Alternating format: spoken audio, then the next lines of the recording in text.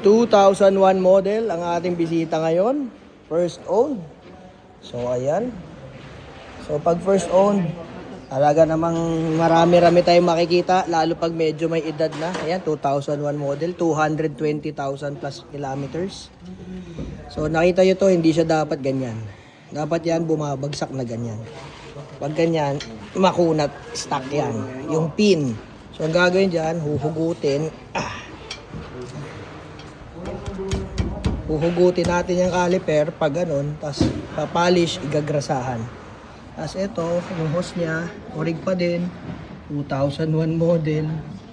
Sabi nga nung owner, tayo daw ang makakauna dito sa kanyang sasakyan. Dahil ang maintenance lang daw nila dito ay mga fluids lang, spark plug, ganyan. So ayan, biyak-biyak ang hose. Sipin mo, diba? Old school, nagpapa-PMS. Pag hindi mo kasi yung pina-preventive, ganito, pwedeng abutin yung preno mo. Diba? Yan, stack up din ang ang caliper. Puro tama ang rotor.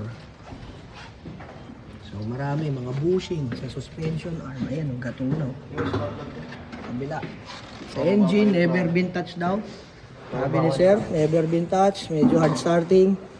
Sa unang click, ayaw. Pangalawa, okay. So check tayo niyan sa mga ignition system. Pero duda ko, medyo mahina na yung fuel pump, fuel pressure, mahina na. Kasi sa pangalawa, kumbaga nag-iipon muna yung gasolina bago siya umandar, no? Di kagaya pag malakas yung fuel pressure, unang ganun mo pa lang, zzz, start na yan. So check din tayo fuel pressure dito. Dito tayo. May tama radiator? Tama. Ayun, ang butas. Ayun. Aba, ayos ah. Sige, pakita natin kay sir yan. Na ano na ng tanso eh, oh. Nagawa na tong radiator niya. Nasaan yung filter, Pops? Ito. Ba, Toyota pa to. Napakatindi naman ito. Ang dumi na yun. Doon yan sa taas. Ang dumi na. Ito, sobrang nipis na ng rotor. Ayan oh.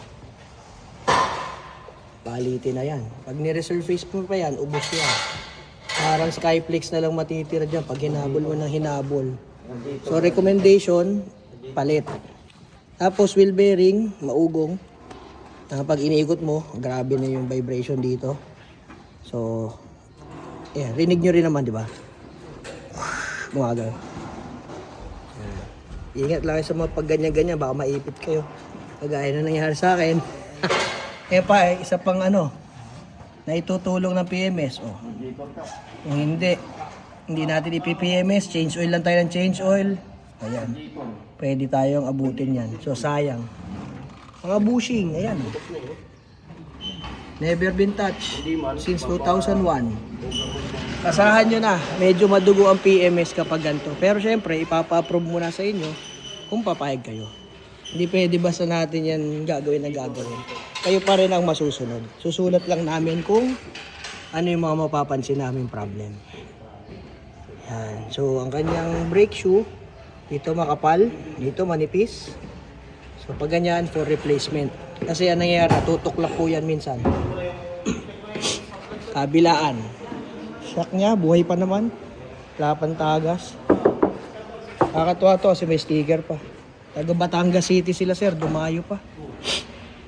Ito naman, wala nang bushing. Makalampag yan pag umaandar. Ito. Gawan natin ng paraan, lagyan natin ng hose, tsaka lagyan natin ng washer para hindi dumagay yung sapak mo. Ito, ganun din. Manipis dito. Bauna. Makapal sa taas. So, palit tayo. May sipon ngayon si Doc Chris. Tagas ang shock. Ayan. Kita nyo to. Basa yung ilalim. Pakita ko sa iyo kabila. Yung ilalim.